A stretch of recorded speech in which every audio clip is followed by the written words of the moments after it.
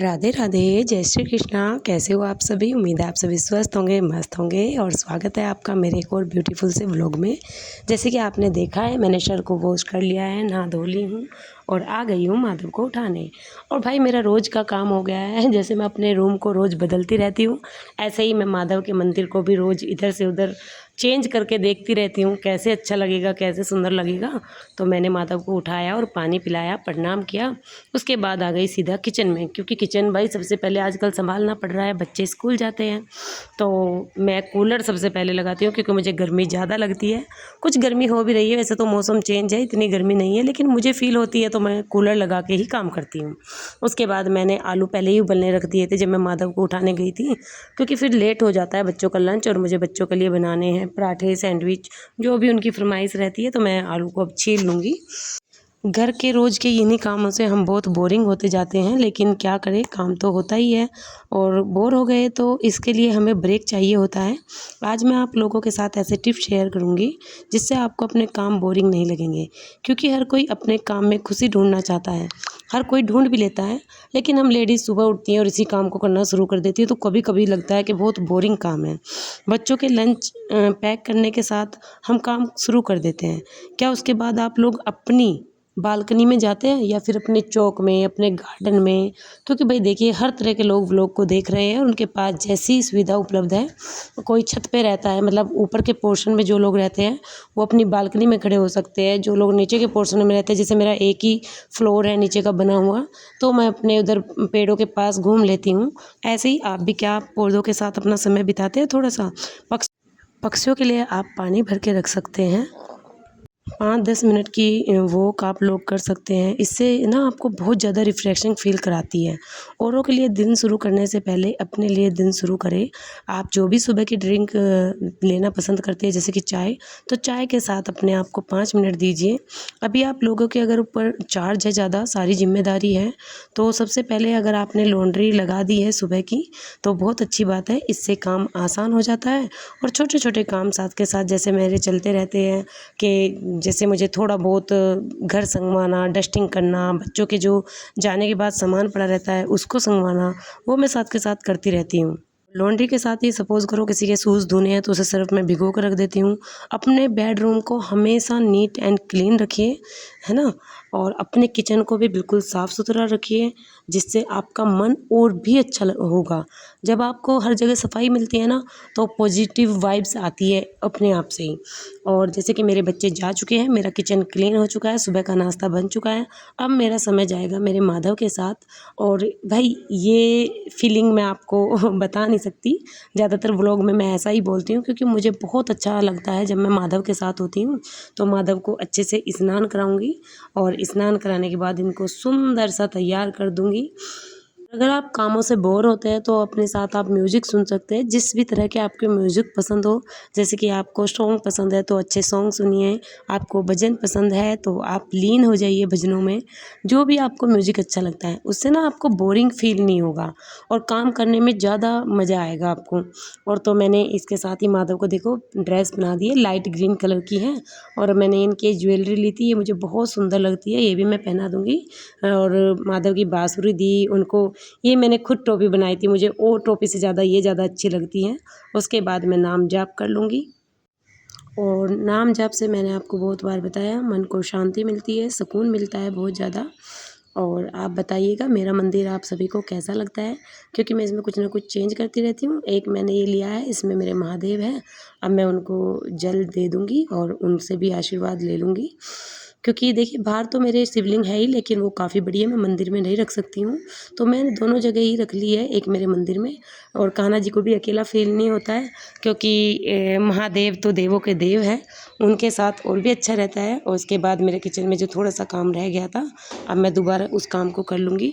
और देखिए, लोग अपने शौक़ पूरे कर सकते हैं, तो हम होम मेकर क्यों पीछे रह जाए?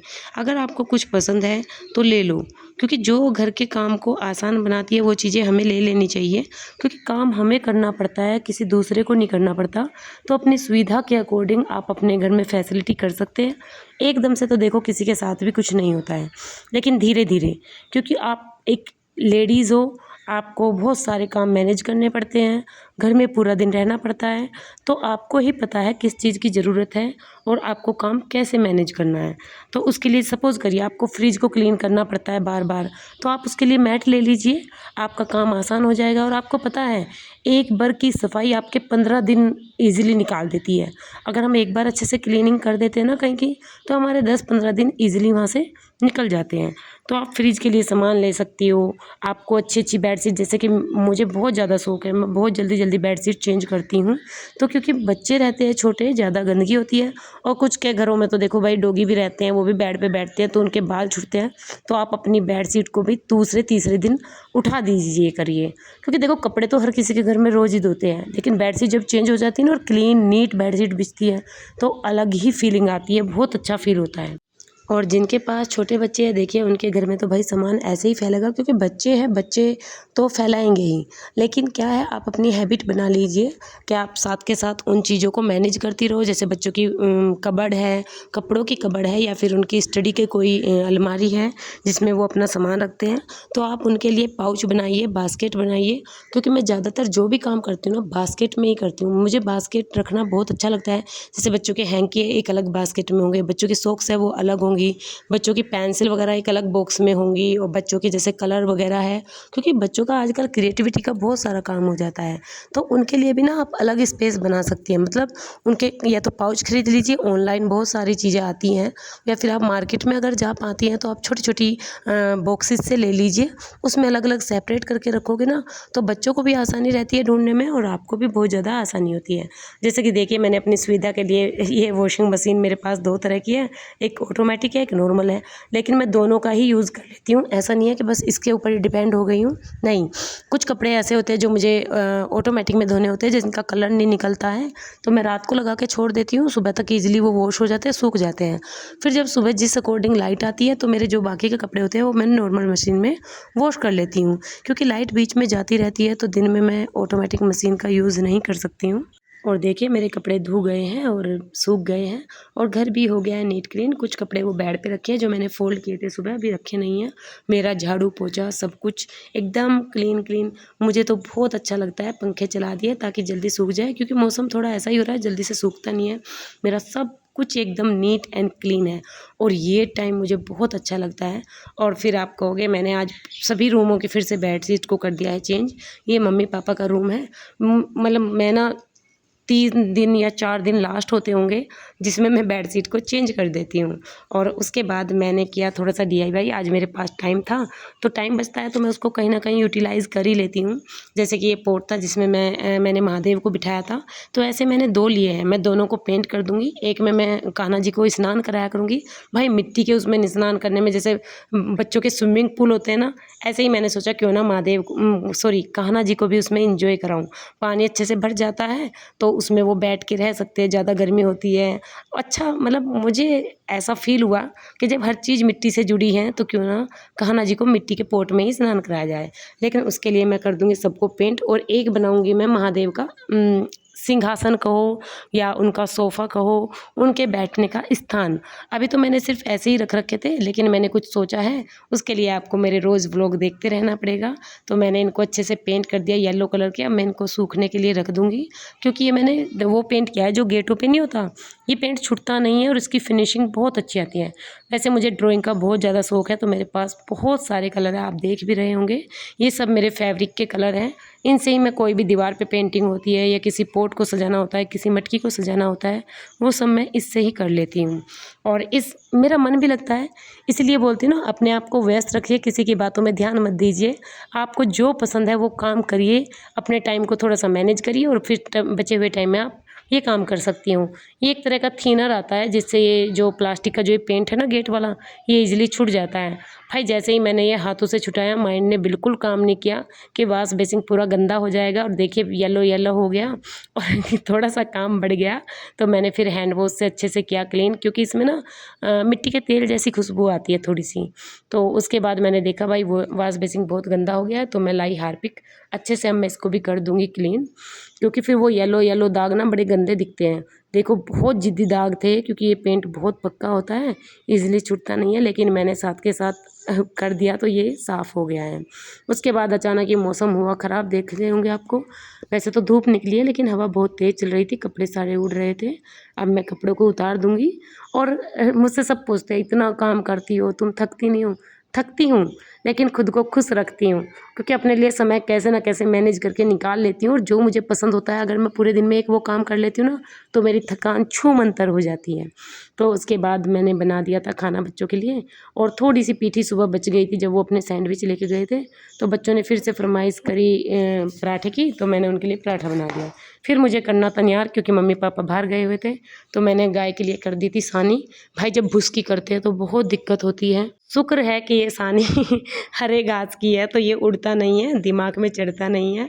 तो ऐसे ही खल थी, मतलब मम्मी जी भिगो के गई थी, मैंने सिर्फ सानी करी और गाय को इधर बांध दूंगी।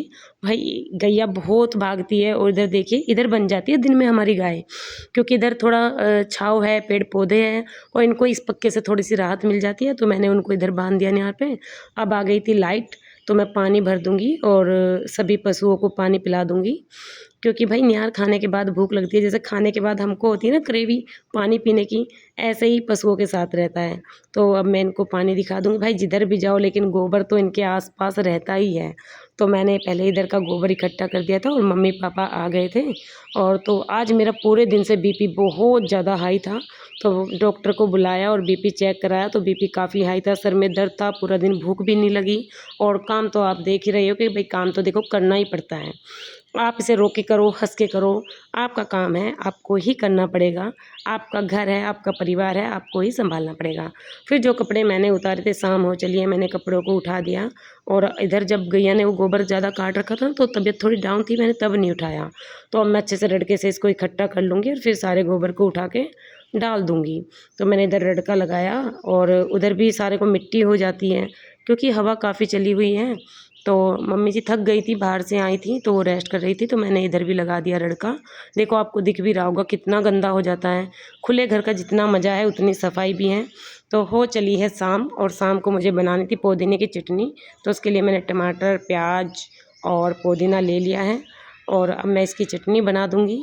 भाई देखिए, अगर आपको मेरे व्लॉग अच्छे लगते हैं, तो इसे लाइक किया करें, शेयर करें, प्यारे प्यारे कमेंट करें।